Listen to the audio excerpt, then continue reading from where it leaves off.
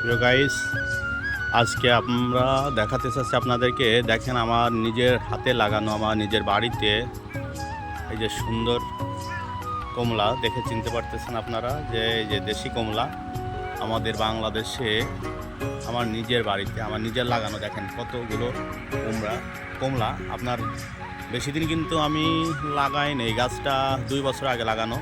দেখেন কত কমলা, আরও বেশ কিছু কমলা এখান থেকে ছিঁড়া হয়ে গেছে, প্রায় 10টার মতো কমলা এখান থেকে, এই গাছ থেকে, এই ছোট গাছ থেকে আরও প্রায় 10টা কমলা আমরা কিন্তু খেয়েছি। আরও বেশ কিছু কমলা এই যে ধরে আছে, কত সুন্দর সুন্দর কমলা। দেখেন এই যে পেকে গেছে, প্রায় কালার এসে গেছে এবং অনেকগুলো পেকে গেছে। আমরা এই কমলাগুলো কিন্তু খেয়েছি এবং কমলা আসলে আমরা মনে করি যে বাংলাদেশে হয়তো কমলার স্বাদ তেমন ভালো হবে না, টক হবে। তা আমি খেয়ে দেখেছি যে কমলা যেমন টক আছে, বেশি টক না, হালকা একটু টক আছে, তো অনেক ভালো স্বাদ।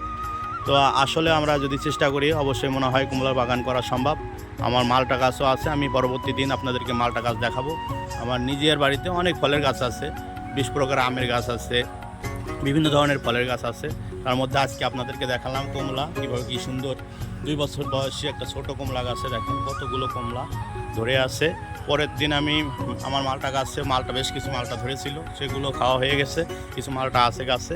পরের একটা ভিডিওতে আমি মালটাগুলো দেখাবো। সবাইকে ধন্যবাদ। ভিডিওটা কেমন লাগলো, ভালো লাগলে অবশ্যই লাইক, শেয়ার, কমেন্ট করবেন। সবাইকে ধন্যবাদ, ভালো থাকবেন।